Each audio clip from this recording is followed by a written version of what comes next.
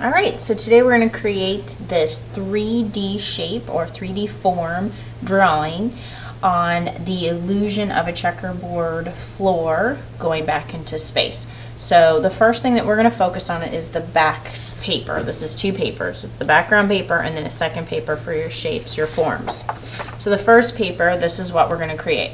We're going to create a converging line drawing going to one vanishing point for a checkerboard floor to create the illusion that it's going back into space, a floor, and a wall.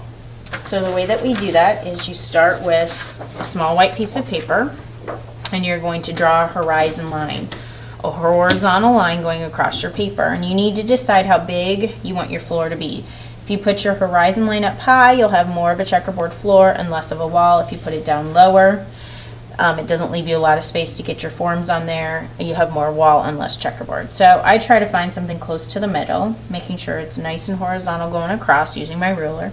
And I draw my horizon line, the line that separates the floor from the wall. And then I'm going to put a little X here at the top middle of my paper. It's a tiny little X. And now I'm going to draw lines that all converge on this one point, which means they all gradually get closer and closer and closer together. Now, if I were going to draw the line from this point all the way off my paper, I would start here and pull my pencil all the way across my ruler to the edge of the paper. But I don't need those lines up here on the wall. The wall doesn't have any lines on it. So I'm going to line my ruler up as if I were going to draw this line. But then I start my line right at the horizon line and I draw off my paper. And now I turn my ruler. I like to put my pencil on the point to have a place to set or rest my ruler, and then I turn the ruler and draw another line, and they're diagonal, and if you notice they're closer together near the horizon line and they're further apart closer to the edge of the paper. Now I'm going to turn my ruler again, draw another line, put my pencil back on that point, turn my ruler, draw another line, and I always rest my pencil on the vanishing point to rest my ruler against, and then draw another line. And these lines don't have to be evenly spaced out, but think about a checkerboard. A checkerboard is made up of even squares, so they should be close. You shouldn't have some lines that are really close together and other lines that are far apart. You want to spread them out pretty close to equal.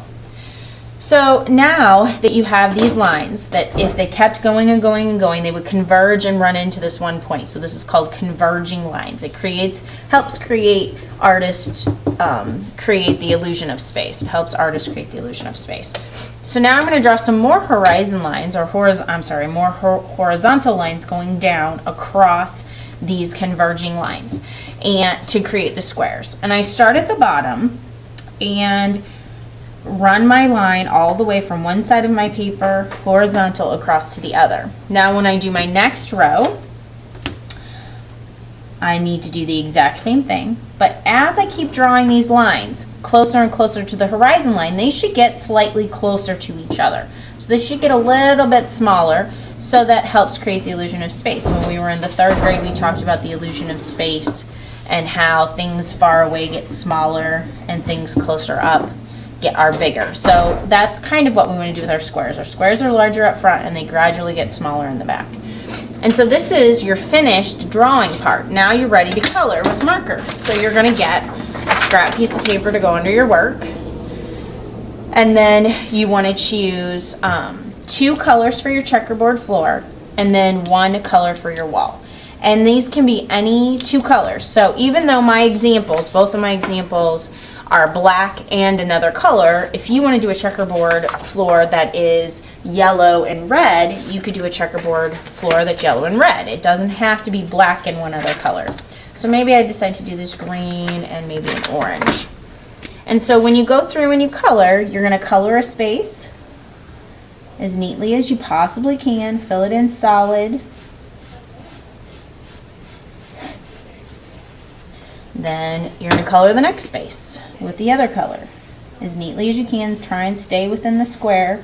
Now, a lot of times in the past, my students get, get to talking to their neighbors, and they do the alternating wrong. They accidentally do 2 squares that are the same color next to each other, and then they're upset that the alternating of the 2 colors is off. So you've got to be careful while you're working to make sure that you don't make any mistakes. So this is one way to do it, just to kind of take your 2 colors and alternate them over and over again.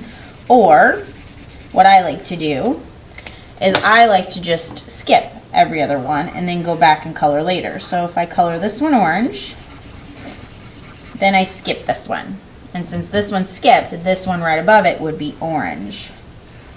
And so I would color that orange, skip one, color this one orange because green is below it, so we know that's orange. Color the next one, skip one, color the next one orange, skip one, color the next one orange. Then when I go up the next row, I know that one's not colored because this one is. So this gets colored, this gets colored. And then when I go to do my second color, I can just fill it all in. Then finally, you're going to pick one last color for your wall. And when you color that in, I want you to color it in nice and solid. So go across, fill it in. When you color with marker, use the fat part of the marker so that you color nice wide lines and it'll fill in faster. If you use the skinny part of the marker, it'll take you forever to color in. So you pick one color for the wall and you color the entire wall one color so that you end up with no white paper showing and a completely colored in space. Once you've gotten this far, you're ready for your second piece of paper. So you'll get a second piece of paper, and this is the paper where we're going to draw our 3D shapes, our forms, a cone, cube, cylinder, and sphere. We're going to draw those onto this paper and then eventually color them, outline them, and cut them out. So I have some tagboard patterns for you, and you can put them in any order you want. And you start with whatever shape you want, but you start with it going off the side of your paper just a little bit. And you're going to trace around the parts of the shape that you're keeping. So since I'm doing a cone, I'm going to keep these two long sides, and then the bottom is curved to create a cone. So I won't draw or trace that part of the tagboard, I'll just draw that freehand. And now the sphere, it's going to overlap and touch the cone, but I don't want to, I'm going to put it behind the cone, so I only trace the part of the sphere that's outside the cone. And then do my cylinder, and the cylinder again, I'm just going to keep the two straight sides. The top and the bottom are done differently. So the bottom is curved just like the cone, so I'll draw that freehand. And then the top is like an ellipse shape, so I draw that freehand. And finally my cube. The cube's the hardest to draw. I'm going to go ahead and put my cube this way. I'm going to have it go behind the cylinder and remove that. And so when you draw a cube, you have some diagonal lines that go off the side. So if I had a corner here that I could see, it would go back. So maybe I'll put this back here so I can see it and kind of just eyeball it a little bit. And so that's where that is, and then I connect and close off the top. So now I have my four forms, cone, cube, cylinder, and sphere, going across. They run off both sides and they all touch and overlap a little bit. And now I want you to draw some contour lines, because the sphere is really just a circle until you add some contour lines. So you can do it a couple of ways. You can just add some simple stripes, or you can add some skinnier stripes and some wider spaces, and I'll show you a little bit of that. So like for my cone, I'll just do some simple stripes. So I'm going to start at the point of the cone and draw down, and this is very much like the converging lines. I go back up to the point of the cone and I draw some straight lines going down. And this shows that this is curved and it's wider at the bottom because the lines get closer at the top.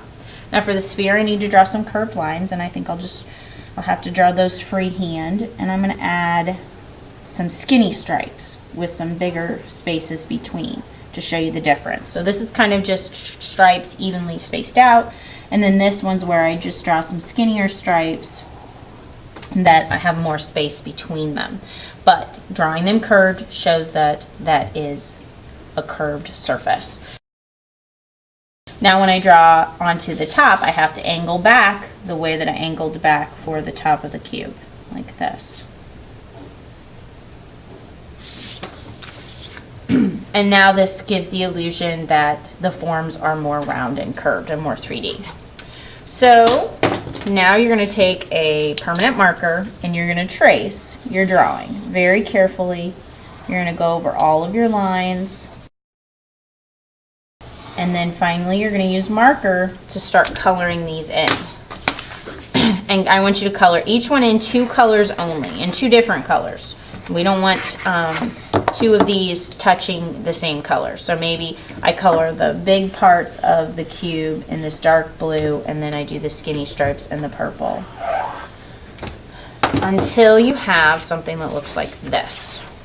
So actually, you can see kind of the difference in the outline of the black. I used a nice thick chisel tip marker for the outline, but then I used a Sharpie fine tip for these stripes. And if you want like this look better than this look, it all being the same, then feel free to do it that way.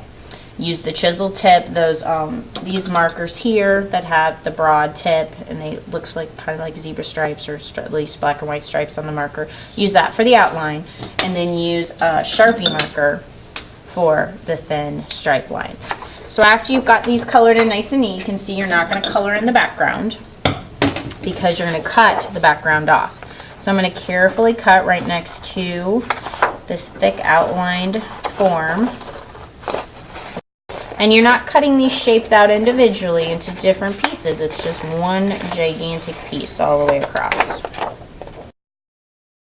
Now, when you glue these on, I want you to be really, really careful. Sometimes I get people that kind of glue them on like this, where you can kind of see the edges.